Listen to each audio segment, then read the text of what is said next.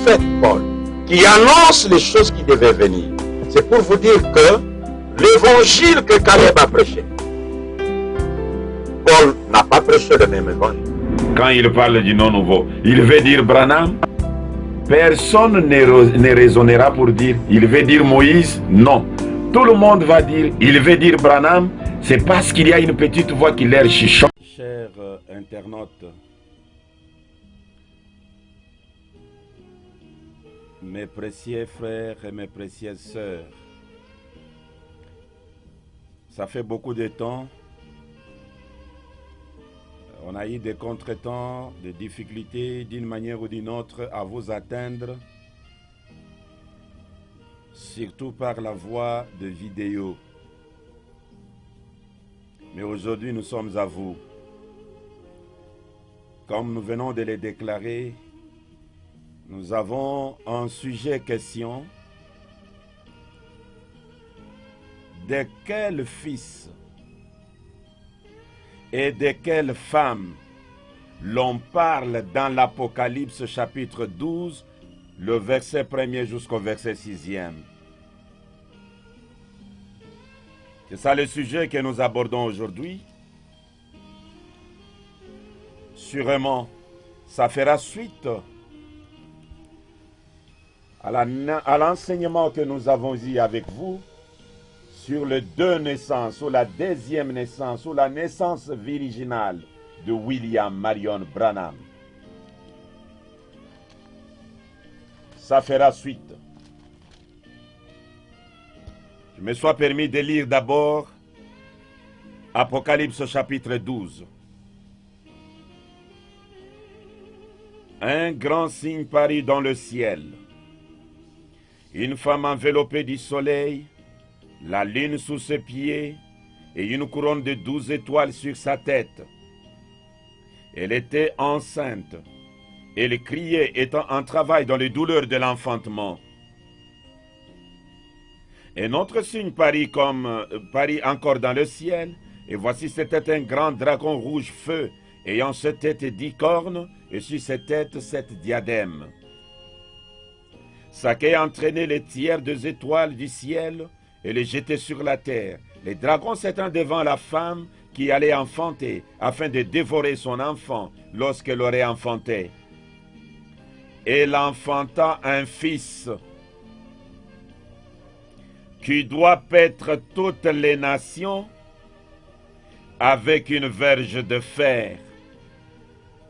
Elle enfanta un fils qui doit paître toutes les nations avec une verge de fer. Et son enfant fit enlever vers Dieu, vers son trône. Et la femme s'enfuit dans le désert, où elle avait un lieu préparé par Dieu, afin d'y être nourrie pendant 1260 jours. C'est quelle femme dont on parle ici dans l'Apocalypse, chapitre 12? Et ce fils qui doit paître toutes les nations avec une verge de fer, quel fils?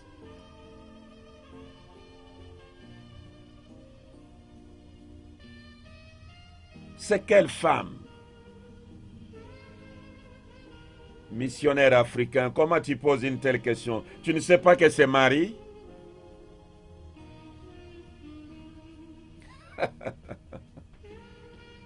Marie, mère de Jésus. Et si c'est Marie, carrément, ce fils-là, c'est Jésus.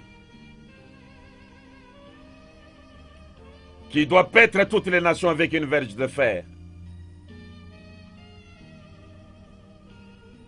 Ne raisonnons pas, mais attaquons les Saintes Écritures. Il y a un élément que je voudrais d'abord faire entrer dans le cœur de tous les téléspectateurs, tous les internautes, tous les auditeurs.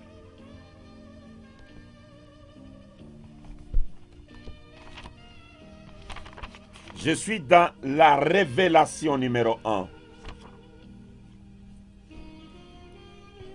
Le paragraphe 70. Le paragraphe 70. Le grand maître explique les événements de l'Apocalypse. Concernant la vie de Jean, les historiens s'accordent à dire que Jean a vécu les dernières années de sa vie dans la ville d'Éphèse et il y est mort. Il était sur l'île de Patmos lorsqu'il a écrit le livre de l'Apocalypse. Ce n'était pas l'histoire de sa vie. L'Apocalypse n'est pas l'histoire de la vie des gens, mais l'histoire de Christ dans les âges futurs. Vous voyez, c'était une prophétie.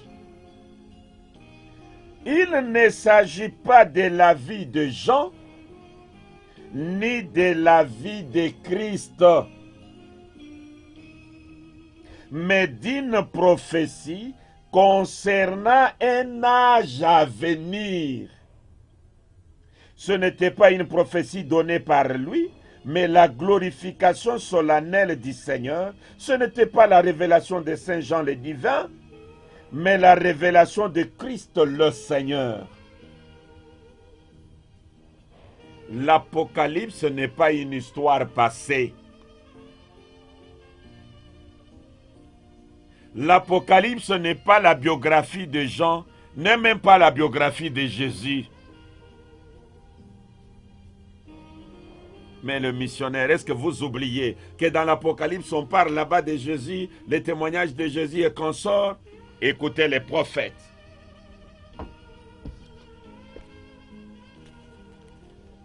Je suis dans la marque de la bête.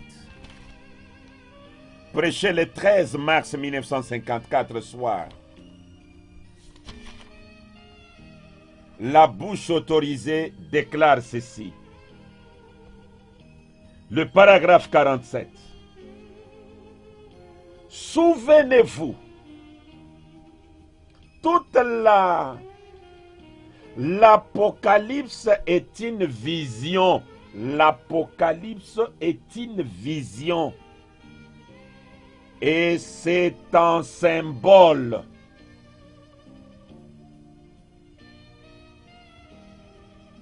Je vis Jésus, c'est un symbole. Ce n'est pas la réalité. Écoutez.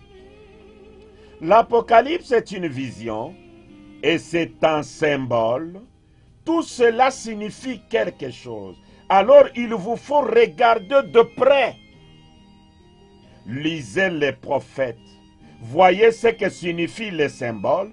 Ensuite, comparez ça ici pour savoir ce que signifient réellement les symboles. Celui qui recevra les cailloux blancs. Les cailloux blancs, c'est un symbole.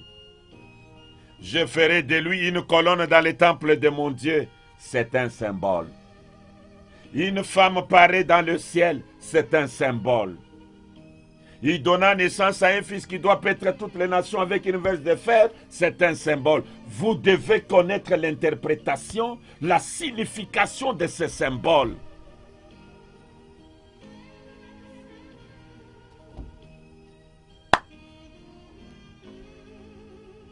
Écoutez.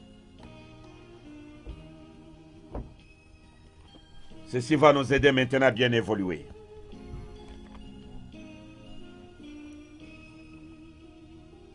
L'avertissement puis jugement.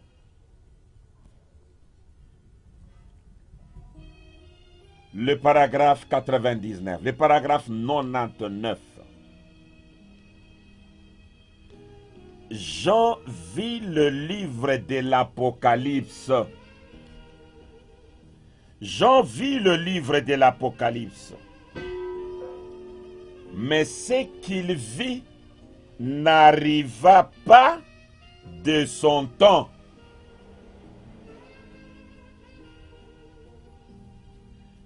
Jean vit le livre de l'Apocalypse, mais ce qu'il vit n'arriva pas de son temps.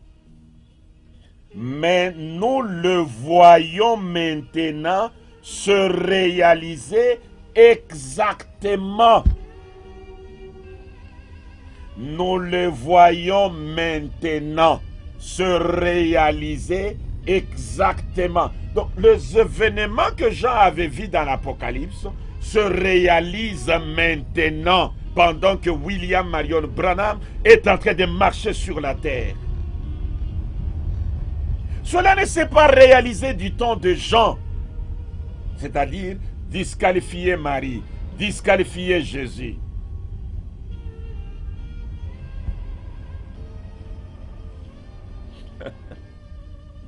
L'Apocalypse est livré des symboles. Et dans l'Apocalypse, on parle dans le chapitre 12 d'une femme dans les douleurs de l'enfantement. Chose grave, cette femme donne naissance à un fils qui ne doit pas nourrir seulement une seule tribu. Ce fils qui doit paître toutes les nations avec une verge de fer.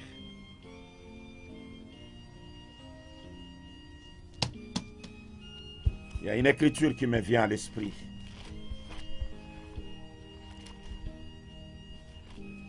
Je suis dans le livre de Matthieu.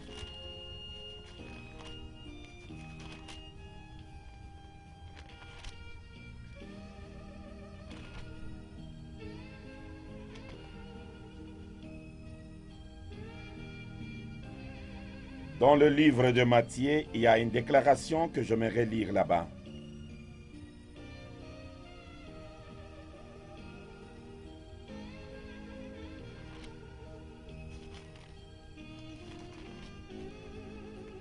Voilà.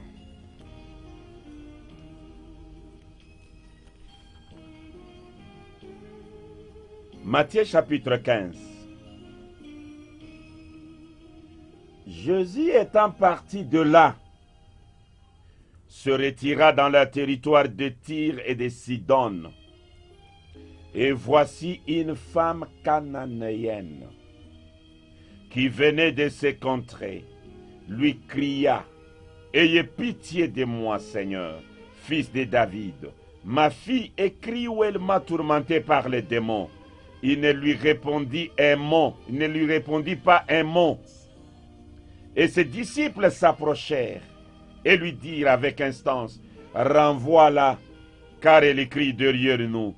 Il répondit: je n'ai été envoyé qu'aux brebis perdues de la maison d'Israël. Mais elle vint se prosterner devant lui, disant: Seigneur, secours-moi. Il répondit: il n'est pas bien de prendre le pain des enfants et de les jeter aux petits champs. Mais celui qui est dans l'Apocalypse 12,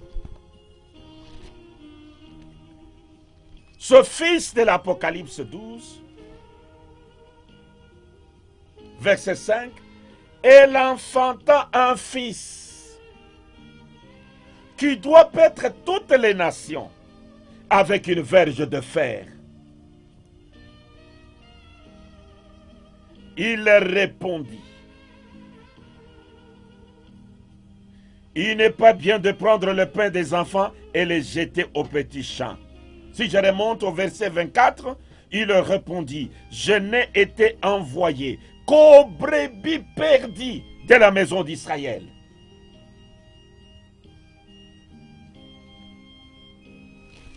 Même à sa naissance, il y a une déclaration à sa naissance.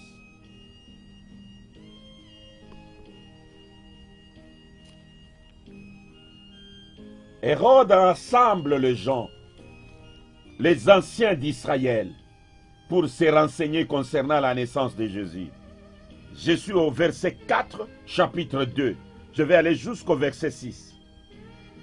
Il assembla tous les principaux sacrificateurs et les scribes du peuple et s'informa auprès d'eux du lieu où le Christ devait naître. Ils lui dirent: à Bethléem, en Judée, Car voici ce qui est écrit par le prophète.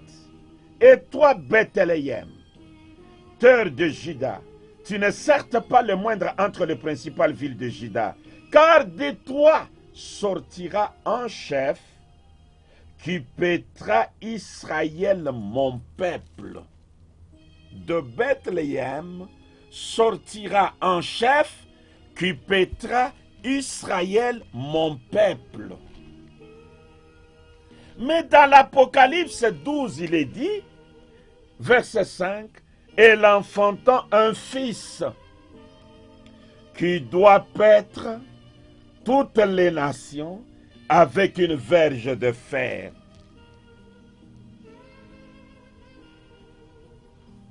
C'est vraiment bien fondé. C'est ainsi que le missionnaire revient à vous pour vous poser cette question et en même temps en train de la répondre. De quel fils on parle là-bas? Qui doit paître toutes les nations avec une verge de fer. De quelle femme s'agit-il? Qui est dans les douleurs de l'enfantement. Ah, ça me pousse même à parler sur les dragons, Mais je suis encore dans le mystère de la divinité. J'y arriverai. De quel fils on parle?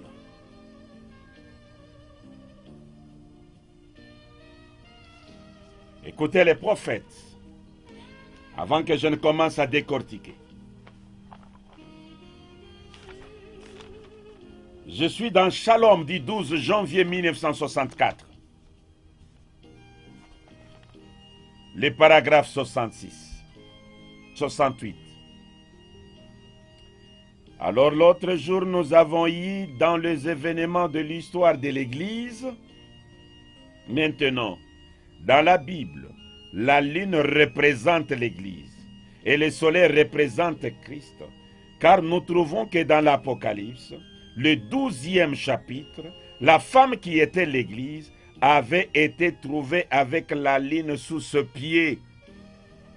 Donc cette femme-là, ce n'est pas une femme naturelle.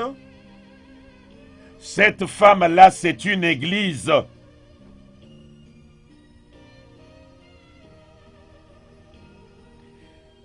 Car nous avons trouvé que dans l'Apocalypse, le 12e chapitre, la femme qui était l'Église avait été trouvée avec la lune sous ses pieds et le soleil au-dessus de sa tête et 12 étoiles à sa couronne. Ce qui était sous ses pieds était l'ancienne loi orthodoxe juive qu'elle avait franchie pour rentrer dans la lumière du soleil. Les 12 étoiles sont les 12 apôtres qui nous ont maintenant apporté le message sous le Saint-Esprit. Maintenant, nous trouvons que la ligne dans le ciel doit refléter la lumière que nous déplaçons. La lumière pour nous déplacer. Mais c'est toujours, peu importe combien elle reflète, c'est toujours un reflet. La femme là, c'était une église. Et vous allez remarquer qu'elle a 12 étoiles comme couronne. Or, quand Jésus est né, les 12 apôtres n'existaient pas. Parce que celui qui a produit les 12 apôtres, c'est Jésus. C'est son évangile qui a produit cela. Là, vous serez d'accord avec moi que la femme dans les douleurs de l'enfantement avec la couronne de 12 étoiles ne peut pas être Marie. Lorsque Marie était grosse, les 12 étoiles, les 12 apôtres n'existaient pas.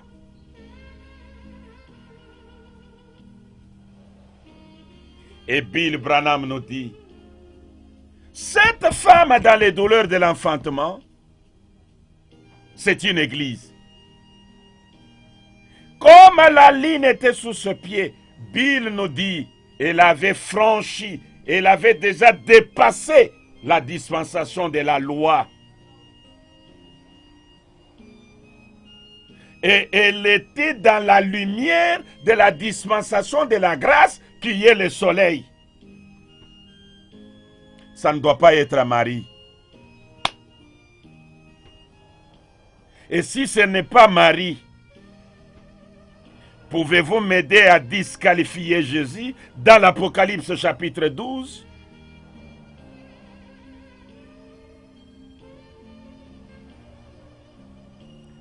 Et ceci va vous aider à comprendre que Jésus et Marie n'étaient que des ombres. Parce que les tableaux les disqualifient. Et ils deviennent des ombres. Marie et sa grossesse devient l'ombre. Le Christ Jésus devient l'ombre. Carrément. Vous avez besoin d'un autre Christ.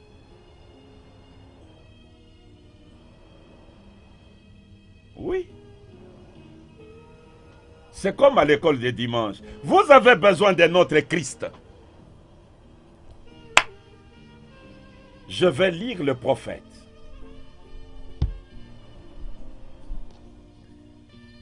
La fois passée, nous avons suffisamment lu pour montrer que Marie était l'ombre.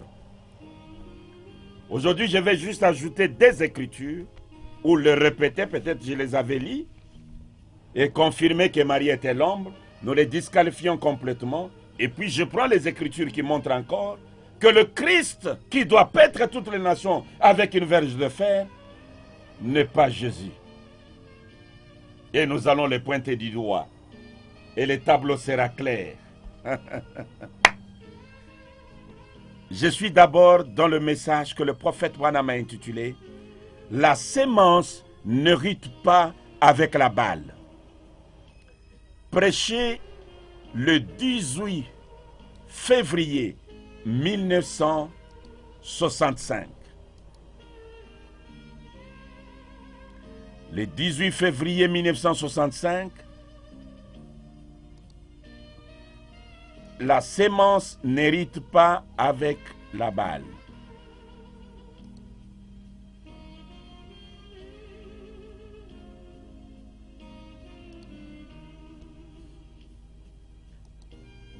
Écoutez.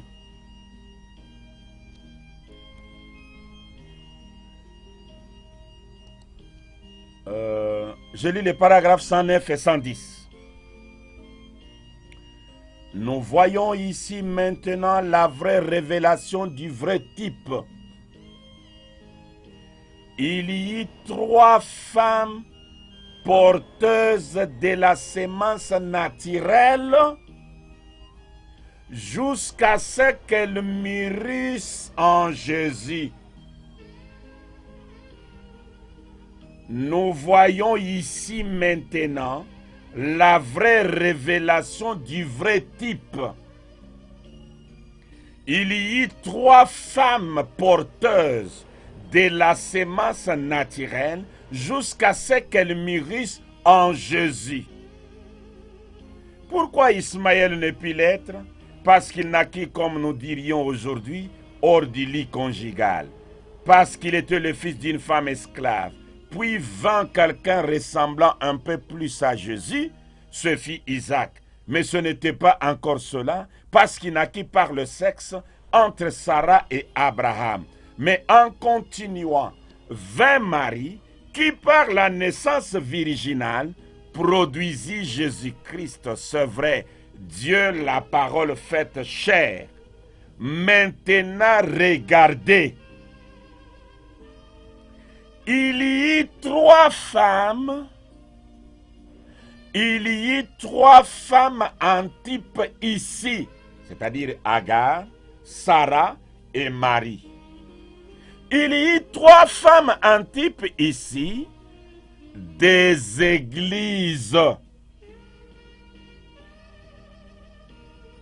Les femmes typifient toujours des églises, ce qui veut dire 3 âges dénominationnels de porteurs qui doivent aussi mûrir et sécher, tout comme la balle, ainsi de suite, pour préparer la place pour la sémence. La sémence ne peut mûrir tant que la balle, la tige et le feuille ne sont pas toutes sèches, c'est vrai. Elle leur soutire toute la vie qu'elles ont. Amen. Agar, je ne vais pas entrer en profondeur, mais prenez cette brochure, lisez-la. Agar est le type de l'église luthérienne. Sarah est le type de l'église wesleyenne. Mais Marie qui avait reçu la visitation de l'ange puissant, de l'ange Gabriel, du glorieux Saint-Esprit, c'est l'église pentecôtiste ou le 7e âge de l'église qui doit recevoir Dieu dans la chair humaine comme Elohim, comme le Saint-Esprit, comme Gabriel, pour préparer la venue du Fils qui doit paître toutes les nations avec une verge de fer. Carrément, la naissance virginale de Jésus en Israël devient l'ombre. Écoutez, la parole parlait la sémence originelle. La page 96e. Mais dans ce petit groupe de la vraie sémence de la parole, Dieu présentera à Christ une épouse bien-aimée, une vierge de sa parole.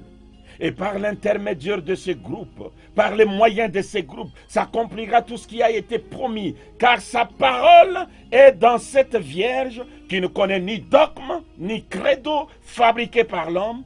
La parole de la promesse était en lui comme elle était à Marie. Dieu lui-même manifesté. Il agira lui-même par sa propre parole de promesse afin d'accomplir tout ce qui a été écrit de lui. Ce qu'il fit en sortant d'une matrice vierge, type de la matrice spirituelle d'aujourd'hui. La Vierge d'aujourd'hui le fera pareillement en acceptant sa parole, qu'il me soit fait selon ta parole. La Vierge d'aujourd'hui le fera pareillement.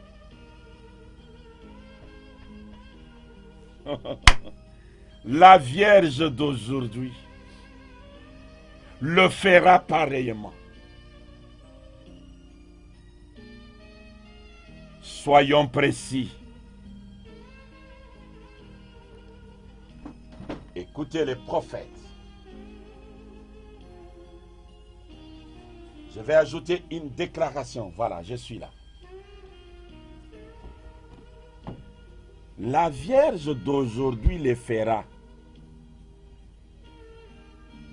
Ah, c'est grave. Il y a même une prière du prophète. Écoutez. Je suis dans la foi de Marie.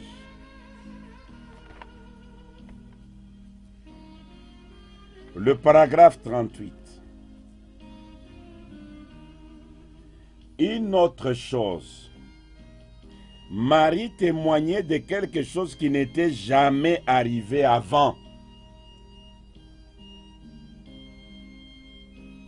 Une chose qui n'était jamais arrivée avant. Oh, loué soit le nom du Seigneur. Elle témoignait de quelque chose qui n'était jamais arrivé. Jamais une vierge n'avait conçu. Mais elle avait la parole de l'ange. Et l'ange était scripturaire. Aussi reconnut-elle que cela avait été promis. Et l'ange avait la parole du Seigneur et promis cela. Et parce qu'elle se considérait humble et modeste, Dieu l'avait cependant choisie.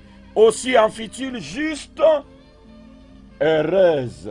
Et elle sortit avec son message, disant à tout le monde qu'elle allait avoir un bébé avant même que lui, le premier signe d'un bébé. Elle n'attendit pas pour dire, maintenant attendez que je sente et voici je sortirai mieux ou non. Non, non. Ô Dieu, donne-nous encore des maris. C'est là où je vous ai lu la fois passée. Je suis la résurrection et la vie, je relis. Prêché le 10 août 1952, je lis le paragraphe 19. Maintenant remarquez ceci. Cet ange, c'était Gabriel. Or, ces anges mineurs viennent. Mais quand vous voyez ou vous entendez parler de la venue de Gabriel, attendez un événement majeur. Ce fut Gabriel qui annonça la première venue de Christ. Est-ce juste? Et la Bible nous enseigne que c'est Gabriel qui annoncera la seconde venue. Il sonnera la trompette de Dieu. Est-ce juste la venue du Seigneur, l'ange de Dieu, Gabriel qui se tient à la droite de Dieu? Ajoutons être conduit par le Saint-Esprit. Le paragraphe 24, prêché le 27 juillet 1952. Ensuite, lorsque le Saint-Esprit, l'ange de Dieu, Gabriel, descendit dans la ville de Nazareth vers la petite Marie qu'il avait donnée à un veuf. Ensuite, lorsque le Saint-Esprit, l'ange de Dieu, Gabriel, descendit dans la ville de Nazareth. Le Gabriel, là, c'est lui le Saint-Esprit. Et c'est lui qui doit encore rencontrer la Marie du dernier jour. La dernière église qui doit recevoir un message puissant qui ne sera pas un homme. De même que Gabriel, de même que Marie a rencontré Dieu sous la forme d'un ange. Je vais lire encore quelque chose qui vient de m'arriver dans l'esprit. De même que Marie avait rencontré un ange puissant, Dieu lui-même sous la forme d'un ange.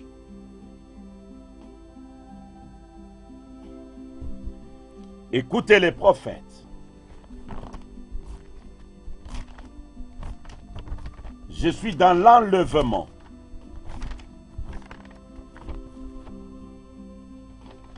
Il déclare ceci. Le paragraphe 142. Nous voyons ces choses arriver. Mes chers frères et sœurs, et Dieu dans le ciel, ce que je pourrais mourir sur cette plateforme, en ce moment même. Voyez-vous, vous voudriez simplement regarder un peu ce qui se passe? C'est extraordinaire. Lorsque vous voyez Dieu venir du ciel et se tenir devant de groupes d'hommes et se manifestant lui-même comme il l'a toujours fait. Et c'est la vérité. Cette Bible est ouverte là. Voyez-vous, nous y sommes.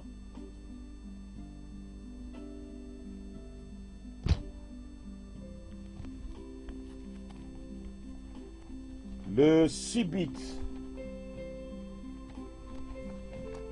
la 70e semaine de Daniel. Le paragraphe 68, la 70e semaine de Daniel. L'esprit de sagesse entre dans l'Église pour faire connaître à l'Église par la révélation du Saint-Esprit. Il fait entrer l'Église et il révèle les jours où nous vivons, tout comme Gabriel est venu à Daniel. Le Saint-Esprit vient à l'Église dans les derniers jours pour révéler ces grandes choses secrètes et profondes. Comprenez-vous maintenant?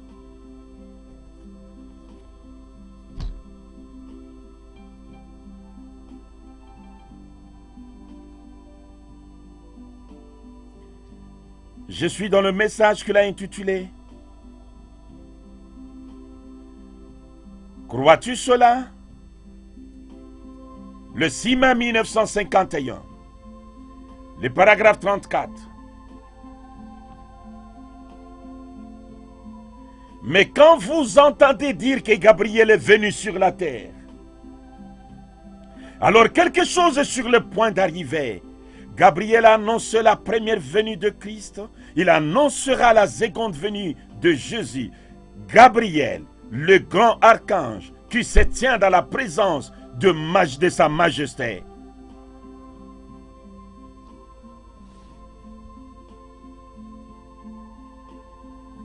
Oui, cher missionnaire, nous sommes ensemble avec toi. Marie était l'ombre. Nous sommes tout à fait convaincus que la femme dont on parle dans l'Apocalypse 12, ce n'est pas Marie. Marie n'avait pas 12 étoiles sur sa tête. Les 12 étoiles ont existé après la maternité, la naissance de Jésus à Bethléem. Missionnaires, nous sommes d'accord avec vous que ce fils ne peut pas être aussi Jésus. Matthieu chapitre 2 a dit, il doit être Israël, mon peuple.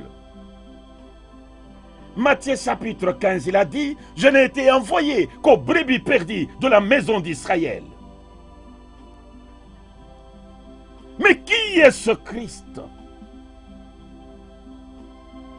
Bien sûr, la femme, c'est l'Église, comme vous venez de le lire. Mais le Christ, là, c'est qui?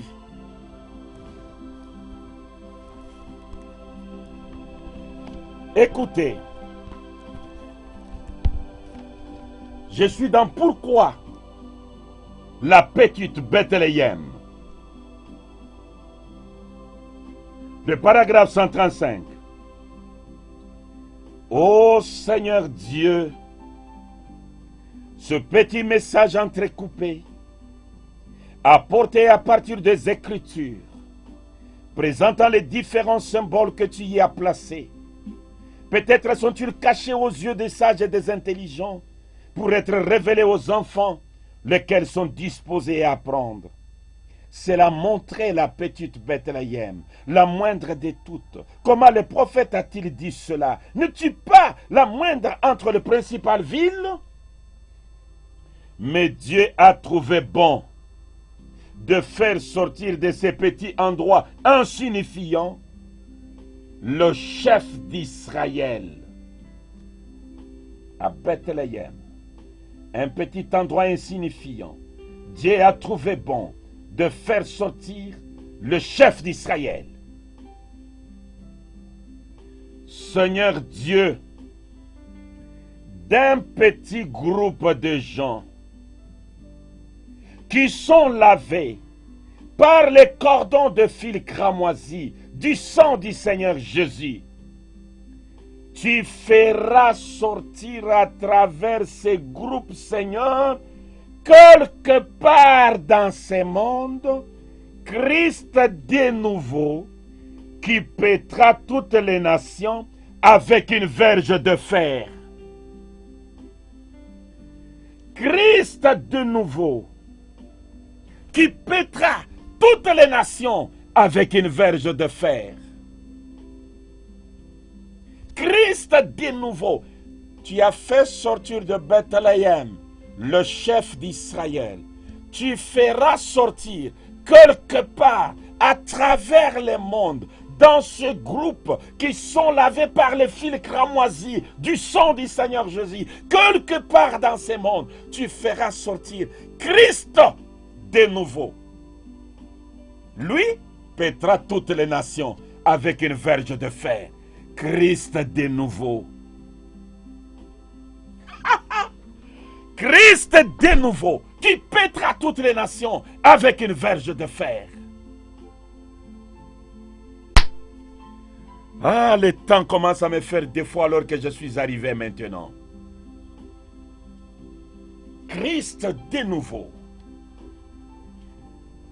qui aura pour mission paître toutes les nations avec une verge de fer. Il me reste quelques 8 minutes, je crois. Écoutez, je suis dans des âmes qui sont en prison maintenant. Le paragraphe 348. 3 est la perfection. Le ministère est arrivé à sa perfection quand il a reproduit Christ de nouveau sous une forme naturelle parmi des êtres humains, comme il avait été prédit, ce qui arriva du temps de Lot. Luc 17:30, c'est Christ de nouveau. Et il doit paître toutes les nations avec une verge de fer. C'est ainsi que le message de William Marion Branham. Pasteur Ben, vous voulez conclure que ce Christ-là, c'est Branham? Et alors la maman de Branham est au ciel? C'est elle qu'on avait vue dans le ciel? Ce n'est pas sa première naissance. C'est sa deuxième naissance. Sa seconde naissance. Laissez-moi lire quelque chose. Le message. C'est notre domaine. Je vais lire une déclaration du prophète Branham. Je vais trouver la brochure avec moi. Ça y est ici.